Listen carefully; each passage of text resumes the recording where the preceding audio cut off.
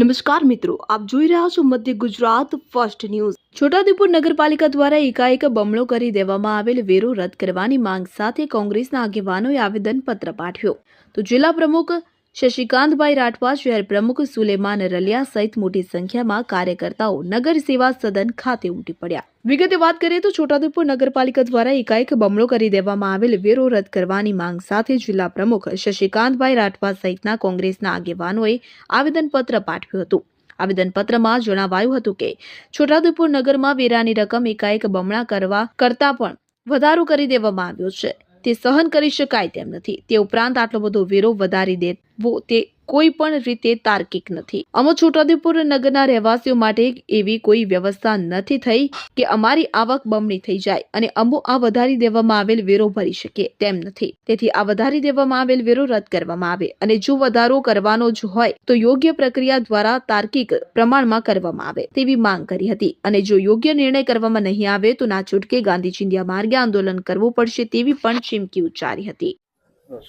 આજ રોજ અમે છોટાઉદેપુર નગરપાલિકાની મુલાકાતે આવ્યા હતા અને અમારી સાથે અમારા છોટાઉદેપુર નગર શહેર પ્રમુખ શ્રી રલિયાભાઈ, અમારા વડીલ પ્રોફેસર અર્જુનભાઈ રાઠવા અને અમારા તમામ છોટાઉદેપુરના કાર્યકર મિત્રો, અમે જનતાને જે પડતી મુશ્કેલીઓ છે અને અમે હાલ જ નગરપાલિકા દ્વારા વેરાની બમણી કરીને જે ભાર પ્રજા ઉપર નાખવામાં આવ્યો હતો એને એ વાતને લઈને અમે આજે ચીફ ઓફિસરને મળવા આવ્યા હતા।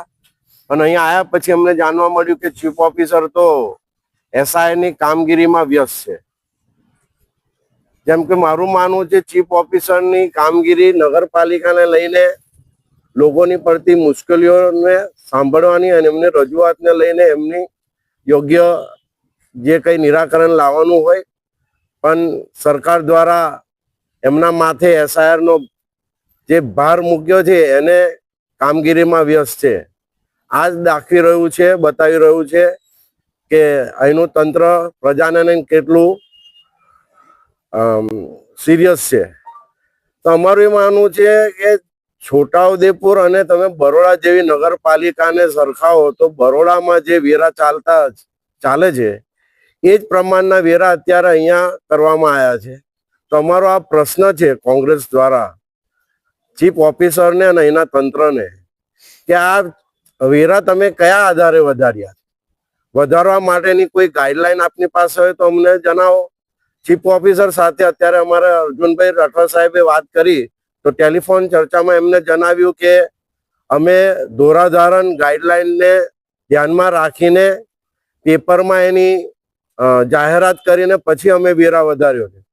પણ અમારા કાર્યકર્તાઓ અને અહીંના રહીશો એવું કે છે કે વેરા વધારવાની વાત આવી ત્યારે અહીંના નાગરજનોએ એનો વિરોધ કરી એને સામે એ લોકોએ ઉગ્ર દાખવ અને એમને લેખિત રજૂઆતો બી કરી હતી કે અમને આ વેરા મંજૂર નથી। તેમ છતાંય જબરજસ્તી આ પ્રજા પર લાદવાનું શું કારણ? તમારે એ જ જાણવું છે કે વહેલી તકે આનો અમને જવાબ મળે, નહીં તો અમે ગાંધી ચિંધ્યા માર્ગે ઉગ્ર આંદોલન બી કરીશું આવતા દિવસો।